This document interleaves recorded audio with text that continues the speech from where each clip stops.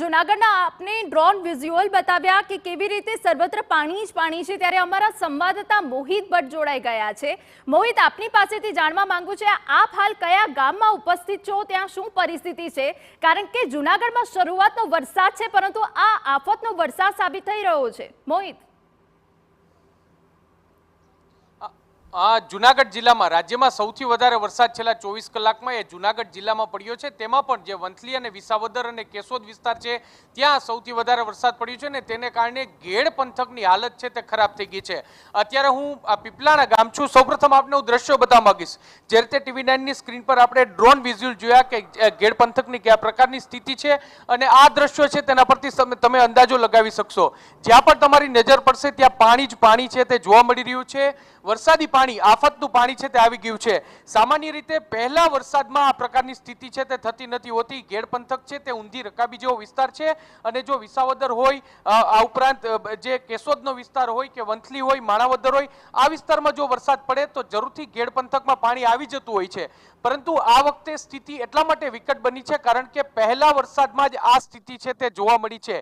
પીપલાણા ગામના દ્રશ્યો છે કે જ્યાં અત્યારે જ્યાં પણ તમારી નજર પડે ત્યાં પાણી જ પાણી છે તે જોવા મળ્યું છે અને ગામ આખું બેટમાં ફેરવાયું છે।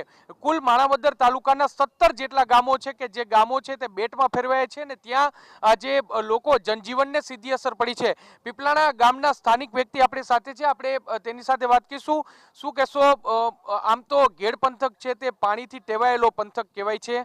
દર વર્ષે આ સ્થિતિ હોય છે। અત્યારની સ્થિતિ શું છે? પહેલા વરસાદમાં જ આ સ્થિતિ? ખરેખર કહેવાનું એવું છે કે અત્યારે જે આ પહેલા વરસાદની અંદર, જો કે દર વર્ષે અમારા ગામની અંદર આવી જ સ્થિતિ હોય છે, તો ખાસ કરીને પ્રશાસન તંત્રને નમ્ર વિનંતી કે અમારા ગામની અંદર એકવાર જે તમે લોકો આ જે અવાજ પહોંચાડો છો તમારો ખૂબ ખૂબ આભાર। તો અત્યારે એવી પરિસ્થિતિ સાહેબ થઈ છે કે અમારા એક મંજુલાબેન નામના બેન છે એ ગુજરી ગયા છે। એના પાર્થિવ દેહને આમાં લઈ જવા માટે અત્યારે બધી પ્રયત્ન છે। એના ભાગરૂપે તમે બધી જોઈ શકો છો પાણી છે અને ત્યાં પુલ છે, તો એક અહીં સુધીની પુલની વ્યવસ્થા થાય એવું અમારું પ્રશાસન તંત્ર નમ્ર વિનંતી છે। બે અમે પૂર સંરક્ષણ દિવાલને માટે અમે સિંચાઈ વિભાગને વિનંતી કરી છે કે એ દિવાલ થાય અને ખાસ કરીને અત્યારે ગામ લોકો છે, માલધારી લોકો, આ માલધારીનો વિસ્તાર છે, એના નિરણ પાણી બધું પલળી ગયેલ છે, તમે જોઈ શકો છો અને ટૂંકમાં પ્રશાસન તંત્રમાં મદદ કરે એવી મારી નમ્ર વિનંતી।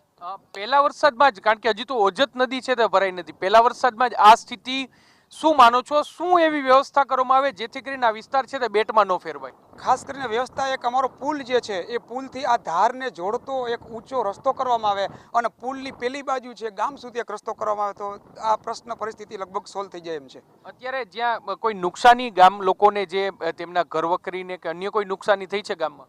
અત્યારે તો કોઈ ધ્યાનમાં આવ્યું નથી, પણ નિરણ છે, બરોબર છે, નાના એવા કાચા મકાન છે, પાણી અંદર ઘૂસી ગયું હોય છે, ઘર વખરી પલળી ગઈ, એવા નાના મોટા ઇસ્યુ થયા હોય છે। સ્પષ્ટપણે એટલે જે રીતે અહીંના જે ગ્રામજનોએ જણાવ્યું કે એક વ્યક્તિ છે, એક મહિલા છે, તેનું મૃત્યુ થઈ ગયું છે ને તેના પાર્થિવ દેહને લાવ્યું છે ને એટલા માટે જ જે કેશોદથી ફાયર બ્રિગેડની એક ટીમ છે તે પણ અહીં પહોંચી છે અને તેમના દ્વારા પણ ગામમાં પ્રવેશ કઈ રીતે લેવો તે અંગેની વ્યવસ્થાઓ છે તે કરવામાં આવી છે। અત્યારે તમે દ્રશ્ય તે જોઈ રહ્યા છો કે આખો વિસ્તાર છે તે બેટમાં ફેરવ્યો છે। જ્યાં પણ તમારી નજર પડે ત્યાં પાણી જ પાણી વ્યવસ્થા છે। ઘેડ પંથક છે તે દર વર્ષે આ જ પરિસ્થિતિનો સામનો છે તે કરતું આવ્યું છે। જ્યારે પણ વરસાદ આવે ત્યારે આ વિસ્તાર છે તે બેટમાં ફેરવાઈ જતો હોય છે ને તેને કારણે ગામ છે તે સંપર્ક વિહોણા થઈ જાય છે। હાલમાં આ સ્થિતિને પહોંચી વળવા માટે અહીંના જે પૂર્વ સાંસદ છે તેમના દ્વારા સંસદમાં પણ પ્રશ્ન છે તે ઉઠાવવામાં આવ્યો હતો, પરંતુ હજુ સુધી કોઈ નિરાકરણ છે તે કરવામાં આવ્યું નથી। જો પ્રોટેક્શન વોલ કરવામાં આવે ને એક મોટો બ્રિજ જો અહીં બનાવવામાં આવે તો જરૂરથી ગામ લોકોને આનાથી રાહત છે તે મળી જાય, કારણ કે આવા અનેક ગામ છે માણાવદર તાલુકામાં પહેલા વરસાદમાં 17 જેટલા ગામો છે તે સંપર્ક વિહોણા થઈ ગયા છે ને જે દ્રશ્ય તમે અત્યારે TV9 ની સ્ક્રીન પર જોઈ રહ્યા છો આ જ દ્રશ્યો છે તે અનેક ગામો છે તેમાં જોવા મળતા હોય છે, કારણ કે આખા ખેતરના ખેતર છે તે પાણીમાં ધોવાઈ જાય છે। મોટા ભાગના વિસ્તારો છે તે પાણીમાં બેટમાં ફેરવાઈ જાય છે અને અત્યારે જે પ્રકારના પાણી જળબંબાકાર જેવી સ્થિતિ છે તે જોવા મળી છે।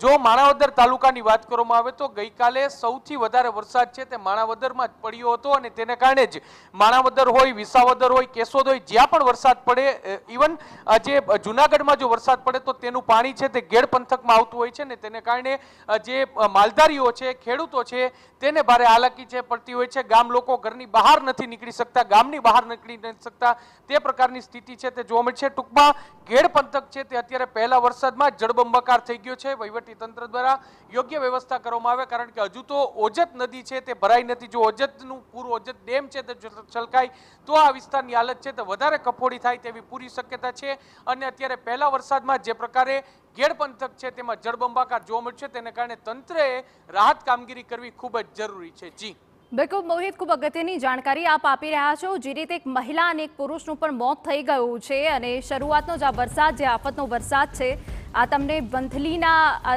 તમને દ્રશ્યો બતાવી રહ્યા છે કે કેવી રીતે ચારે તરફ માત્ર પાણીનું જ સામ્રાજ્ય જોવા મળી રહ્યું છે. જોકે હવામાન વિભાગ દ્વારા હજુ પણ જૂનાગઢમાં રેડ એલર્ટની જાહેરાત કરવામાં આવી છે. હજુ જૂનાગઢમાં ભારેથી અતિ ભારે વરસાદ પડી શકે છે.